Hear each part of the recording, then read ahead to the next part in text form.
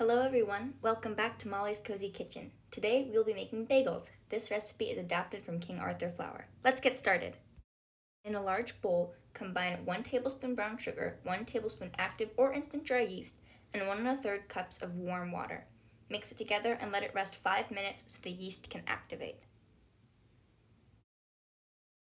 Now, add in 4 cups of all-purpose flour, and I'm not adding all at once because I don't want it to be too stiff immediately, and 2 teaspoons of salt. Give that a good mix in. You can also do this in a stand mixer with a dough hook attachment, but I'm just using my hands. Now I'm going to add in the rest of the flour. And pretty soon this will become very stiff, so you can just start kneading that if you're not using a stand mixer. Start by kneading it in the bowl so it's not too difficult, and then once it starts to come together, you can turn it out onto the work surface. It takes a while to knead this, knead it for about 10 minutes, guys. You really want it to become nice and soft and workable. So I like listening to music while I knead dough. That's sort of like therapeutic for me, almost. All right, turn it onto the counter now. Once it really starts to come together, make sure you get all that flour. And yeah, knead it for about 10 minutes, maybe even 15. We really want the gluten to form in this one.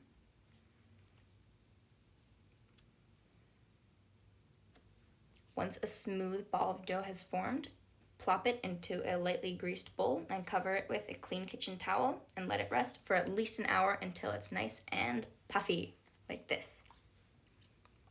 All right, turn it out onto a lightly floured work surface.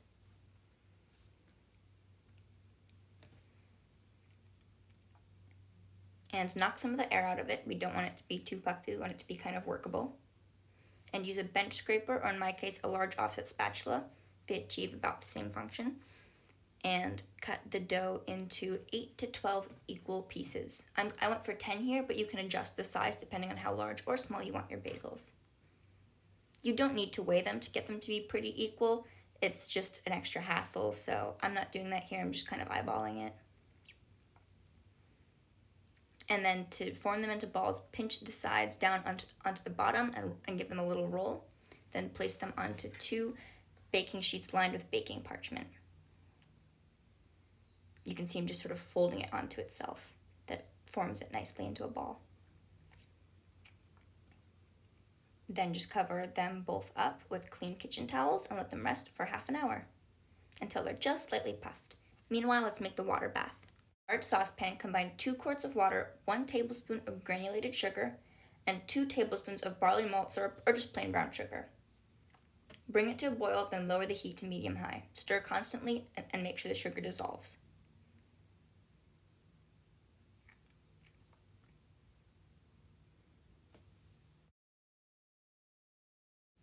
Once the dough balls have proven, we can get to shaping bagels. This is so much easier than shaping pretzels, which we did a while ago on this channel. Just poke a hole in the middle and then use your fingers to gently stretch them out. You can also quickly roll them between your fingers, which is what I'm going to show in a second. It's even faster and it's actually pretty fun. Don't worry if the hole looks a little bit wide. These are going to puff up in the oven and in the water bath.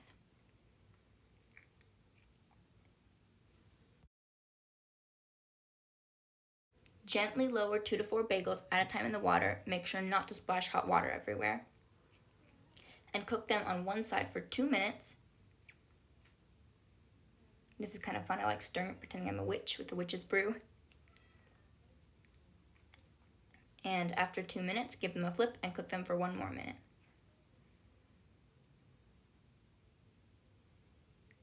All right, once it's time for them to come out, shake off all the excess water and drop them on the baking parchment. Make sure the parchment has been greased beforehand so that the bagels don't stick. They're pretty sticky when they come out of this water.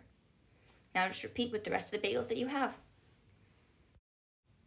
Once all the bagels have been boiled, you can get to toppings if you want. Just brush them with 1 beaten egg and sprinkle with whatever toppings you want. Poppy seeds or sesame seeds are very traditional. But what we're going to do is we're going to make 2 bagels with the za'atar seasoning that we made earlier this week. Za'atar bagels are so delicious. I absolutely love them.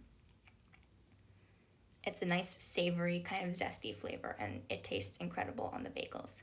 Then we're also going to make a few everything bagels with some store-bought everything seasoning. You could make your own, but we happen to have some on hand, and everyone in my house absolutely loves everything bagels. it's a pretty popular choice. Then the rest of them we're just going to leave plain because we also like plain bagels. It goes great with everything. Once you have everything topped up, bake the bagels in a 425-degree oven for 20 minutes. After 20 minutes, flip the plain bagels so they brown evenly on all sides. Then cook another 15 minutes. Don't flip the topping bagels or you'll lose the toppings. Make sure the bagels cool at least 10 minutes before eating. You do not want to burn yourself. Alright, so I'm just slicing bagel for my brother and I to share. I like mine with butter. That's very simple but delicious. And you guys, these bagels were incredible. They had a delightfully crisp crust. They were super chewy and delicious. And my brother's gonna have one with cream cheese and lox, which is a classic combination. We ate these bagels pretty quickly, by the way. They were gone within like 2 days. And let's see what my brother thinks of his first bagel so far. Yeah, he loves it. If you want to hear about the history of bagels, check out my brother's video. And if you liked this video, don't forget to like, subscribe, and click that bell for notifications. You can check out the recipe at mollyscozykitchen.com. Thanks for stopping by.